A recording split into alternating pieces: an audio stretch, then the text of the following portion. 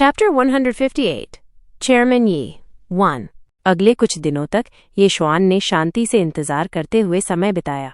वो मुहरों का इंतजार कर रहे थे और शंघाई के लिए रवाना होने से पहले जिनलिंग में मामलों को व्यवस्थित करने का भी इंतजार कर रहे थे।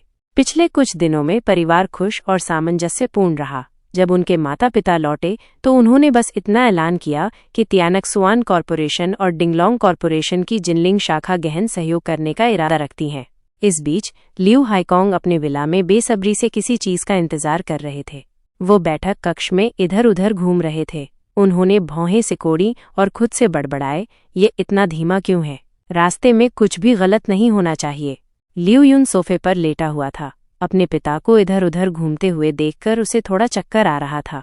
वो शिकायत किए बिना नहीं रह सका, मेरे पिताजी, क्या आप मौके पर ही कदम खेती कर रहे हैं? जो जानते हैं वे सोच सकते हैं कि आप चिंतित हैं। हालांकि जो नहीं जानते वे सोच सकते हैं कि हमारा घर बहुत छोटा है और हम एक दड़बे में रह रहे हैं। इतने बड़े आंगन में घूमने के बजाय उन्होंने गोल गोल घूमना चुना।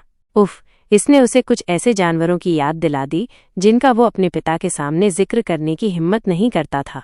उसके पिता एक गधे की तरह थे जो गोल गोल चक्की खींच रहा था।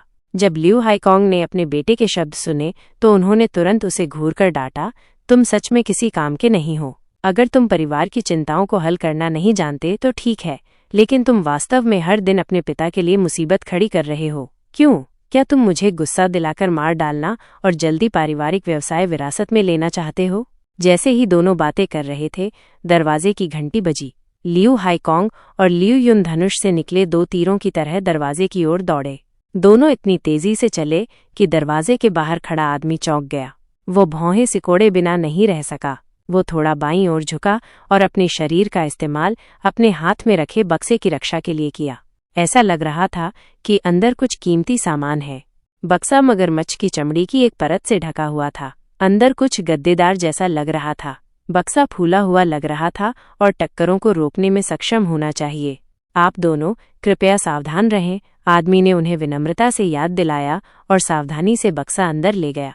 लियू हाईकोंग और लियू यून ने बार बार सिर हिलाया। दोनों आदमी के दोनों ओर चले और एक साथ पूछा, कैसा है? क्या ये हो गया?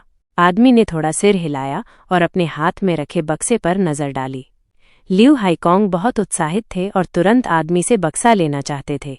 दुर्भाग्य से इससे पहले कि वो पास आ पाता, आदमी ने धीरे से अपना हाथ उठाया और उसे रोक दिया। माफ कीजिए चेयरमैन लियू, इस उद्योग में नियम है। चलिए अंदर चलते हैं। आदमी हाथ से सामान नहीं सौंप सकता था, अन्यथा कोई भी गलती दोनों पक्षों के लिए भारी नुकसान होगी। तीनों सीधे विला में चले गए। आदमी ने सावधानी से बक्सा कॉफी टेबल पर रखा और धीरे से खोला। बक्से के अंदर लाल चंदन से बना एक लकड़ी का बक्सा था। लियू यून अपनी आंखें घुमाए बिना नहीं रह सका। क्या उसने लकड़ी का बक्सा दिखाने के लिए इतनी देर तक अपनी सांस रोके रखी और ध्यान केंद्रित किया था? क्या यह मात्रियोशका गुड़िया विधि थी? फिर आदमी ने लकड़ी का बक्सा खोला। सुनहरी मखमल के कपड़े पर एक उत्कृष्ट बैंगनी मुहर थी। एक कुंडलित अजगर मुहर के शीर्ष पर बैठा था जो उत्कृष्ट और प्रभावशाली दिख रहा था। ये बैंगनी जेड से बनी छोटी मुहर थी जिसे लियू हाईकोंग ने ये शुआन के लिए तैयार किया था। आदमी ने लियू हाईकोंग की ओर हाथ उठाया, यह दर्शाता है कि वह सामान का निरीक्षण कर सकते हैं। लियू हाईकोंग ने सावधानी से मुहर उठाई और लियू यून के साथ उसका मूल्यांकन किया। शीर्ष श्रेणी का बैंगनी जेड छूने में ठंडा था और उसमें नमीयुक्त बनावट थी जिससे मन शांत हो जाता था। नक्काशी की प्रक्रिया के दौरान मूर्तिकार ने जेड का सावधानीपूर्वक अध्ययन किया होगा और जेड प्राप्त करने के बाद उसका विश्लेषण किया होगा। तभी उसने सर्वोत्तम कटाई की स्थिति का चयन किया। पूरी मुहर रंग में पारदर्शी थी और बैंगनी रंग इसे और भी अधिक कुलीन बना रहा था। मूर्तिकार ने लियू हाईकोंग के अनुरोध का पालन किया और मुहर के शीर्ष पर केवल एक कुंडलित अजगर उकेरा।